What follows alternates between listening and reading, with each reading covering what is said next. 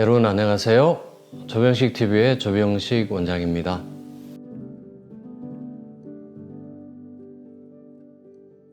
제가 자칭, 타칭, 부채도사입니다. 우리 한우분들이 또 물론 지어주신 별명이기도 하고요. 제가 우리 암 한우분들의 상태를 또 잘 파악을 하고 또 이분이 좋아지실 건지 그렇지 않을 건지 또 이분의 연명 기간까지도 웬만큼 제가 잘 맞추기 때문입니다. 이게 뭐 제가 20년 동안 암 한우분들을 치유를 도와왔으니까 많은 암 한우분들을 봐왔고 또 저희 임상 경험을 통해서 뭐 이게 가능해진 거죠. 제가 나름 정확하게 또 예측하는 방법이 있습니다. 그 방법에 대해서 제가 오늘 제 노하우를 공개할까 합니다. 자, 4가지입니다. 첫 번째 얼굴 표정입니다. 두 번째 허벅지와 장단지 굵기입니다.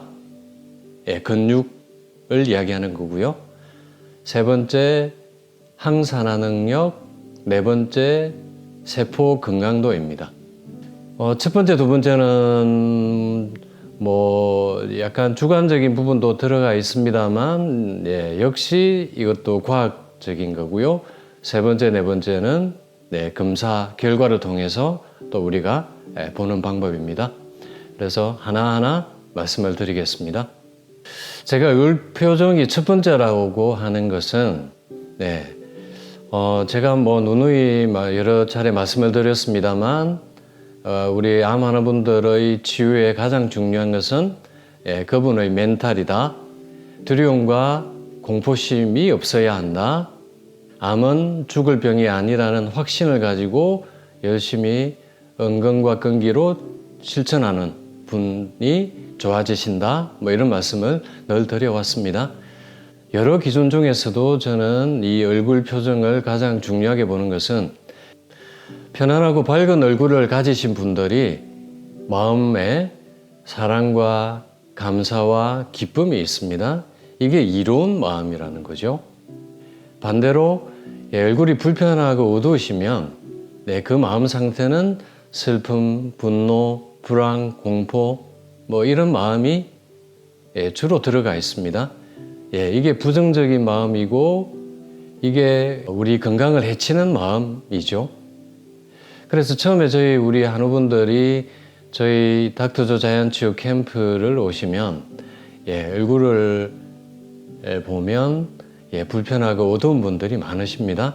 이분들이 12박 13일 캠프를 거치면서 얼굴들이 많이 편안하고 밝아지세요.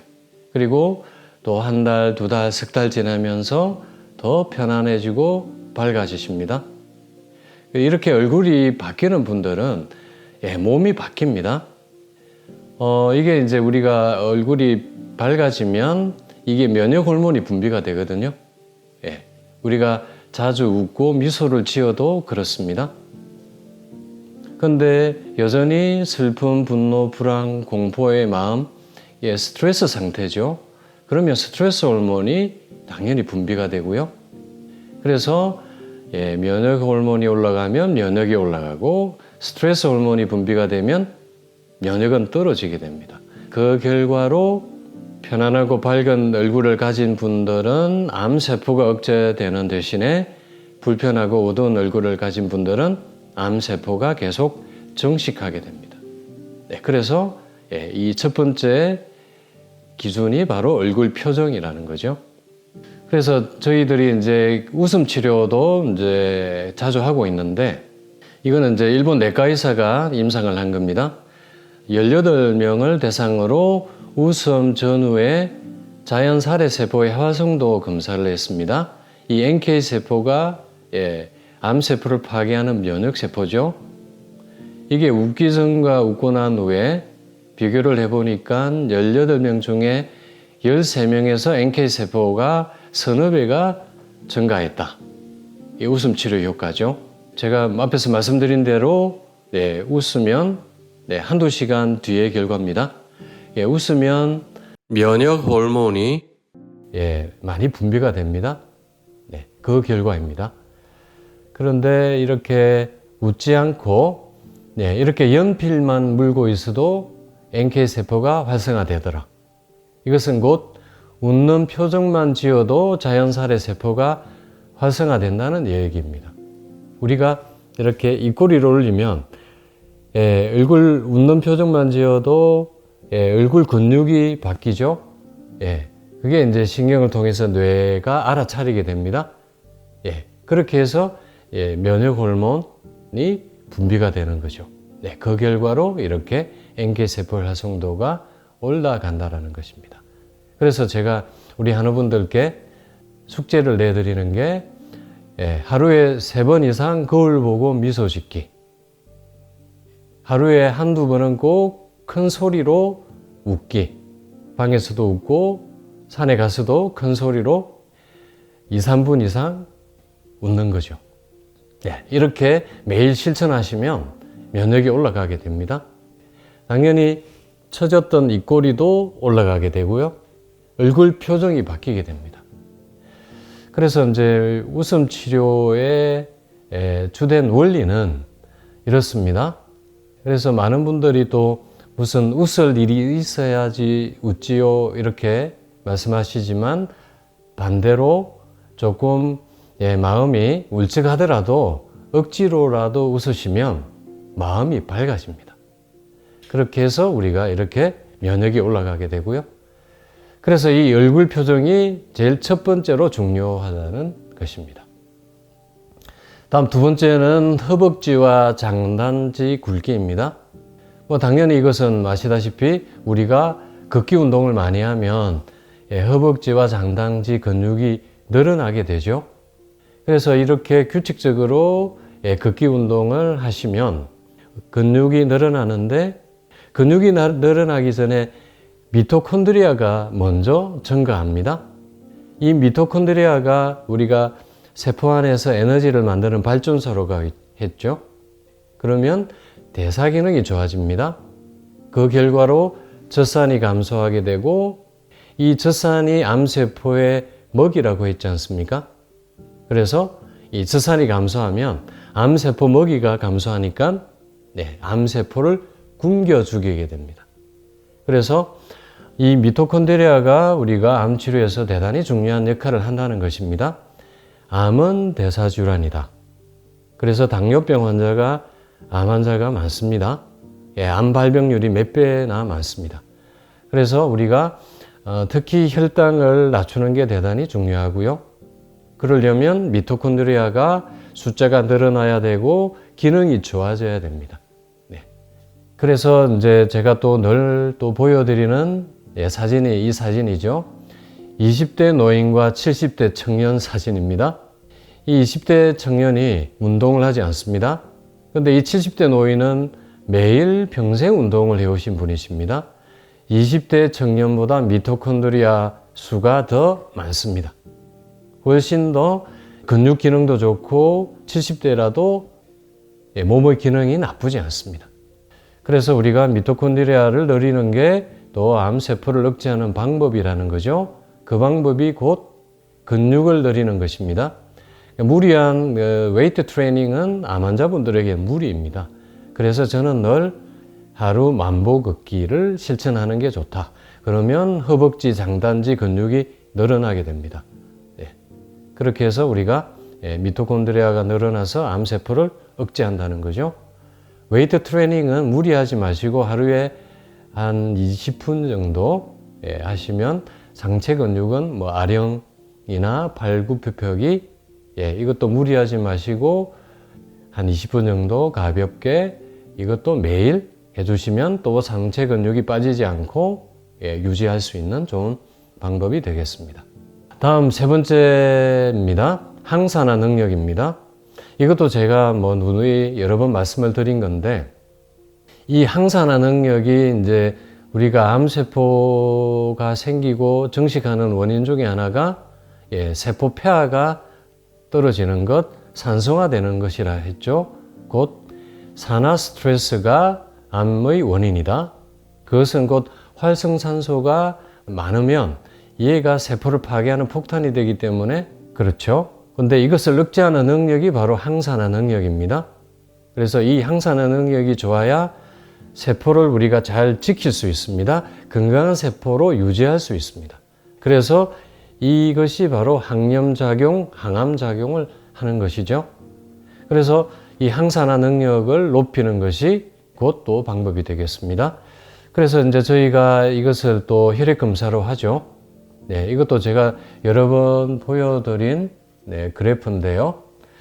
보시면 이제 이분의 산화 스트레스 수치를 먼저 보시면 8단계입니다. 산화 스트레스가 높은 편이죠. 활성산소가 많이 있다라는 것입니다. 즉 세포를 계속 파괴한다는 것이죠. 근데 이렇게 산화 스트레스가 있더라도 항산화 능력이 좋으면 이 폐가 세포가 잘 파괴되지 않는데 이분은 또 이 항산화 능력이 낮은 편입니다. 그래서 역시 지금 암이 진행되고 있는 상태인 거죠. 그래서 이 산화 스트레스는 줄이는 게 필요하고요. 이 항산화 능력은 높여야 합니다. 산화 스트레스를 줄이는 방법은 여러 가지가 있죠. 그래서 이제 제일 산화 스트레스를 많이 높이는 게 동물성 포화지방산과 스트레스입니다. 고기 많이 드시고 스트레스 많이 받으면 세포를 파괴하는 폭탄인 활성산소가 많이 분비된다는 거죠. 그래서 현미 채식이 필요하고 스트레스를 완화하는 게 필요하겠습니다. 그 다음에 이제 항산화 능력을 높이는 방법입니다. 이것도 제가 누누이 말씀드렸습니다만 첫 번째 항산화 물질을 많이 섭취해야 됩니다. 비타민 A, C, 미네랄, 오메가 지방산 이런 항산화 물질, 항산화제, 항산화 식품입니다. 그래서 먼저 이 항산화 능력을 높이는 방법은 첫 번째 항산화 식품을 매일 잘 섭취한다. 두 번째 적당한 운동을 한다. 이게 이제 앞에 적당한이 붙었습니다. 앞에서 제가 운동이 중요한 거는 말씀을 드렸는데 이게 과도하면 또 활성산소 폭탄을 많이 만들게 됩니다. 그래서 자기 체력에 맞는 적당한 운동을 하셔야 되고 이걸 조금씩 늘려나가는 게 필요하겠습니다. 그리고 세 번째 생활습관 개선입니다. 제가 여기 나오는 걸 쭉 한번 읽어보겠습니다. 첫 번째, 과로하지 않습니다. 두 번째, 적정 수면 시간을 지킵니다. 세 번째, 오래 고민하지 않습니다. 네 번째, 사람들과 원만하게 지냅니다. 다섯 번째, 화내지 않습니다. 취미 생활을 합니다. 몸을 자주 움직여 근육을 사용합니다. 자주 웃습니다. 영양을 고루 섭취합니다. 자연을 가까이 하고 예술을 즐깁니다. 이런 생활 습관을 가지면 항산화 능력이 올라갑니다. 면역이 올라갑니다. 그래서 암세포를 억제할 수 있습니다. 폭탄을 억제할 수 있습니다. 다음 마지막 방법입니다. 네 번째, BIA라고요. 세포 건강도를 검사하는 방법입니다. 이것도 제가 소개를 드린 바 있습니다. 이 BIA의 약자인데요. Bioimpedance Analysis라는 약자입니다. 이것은 유럽에서 개발이 되어서 저희 대체의학하는 의사들이 환자분들의 영양과 기능 상태, 사망률을 예측하는 도구로 많이 활용을 하고 있습니다. 이것은 미국 FDA 공인을 받은 의료 장비이고요. 말씀드린 대로 Bioelectrical Phase Angle predicts quality of life and mortality with cancer. 이게 이제 환자분들의 삶의 질, 기능 상태를 이야기하죠. 그리고 mortality, 사망률을 예측할 수 있다라는 겁니다. 여러 가지 저희가 10대까지 검사를 할 수 있는데 특히 중요한 게 이 페이스 앵글입니다. 이것을 이제 검사 결과로 제가 보여드리면요. 이 BIA 검사 결과는 저의 세포 건강도 영양 상태 검사 결과입니다. 이 중에서 제일 첫 번째로 보는 게 페이스 앵글입니다. 이것은 이제 세포막을 통한 전기 신호 변화를 값을 낸 것입니다. 제 나이에는 6.6이 정상입니다. 이 수치가 높을수록 좋은 거죠. 근데 이제 저는 6.5입니다.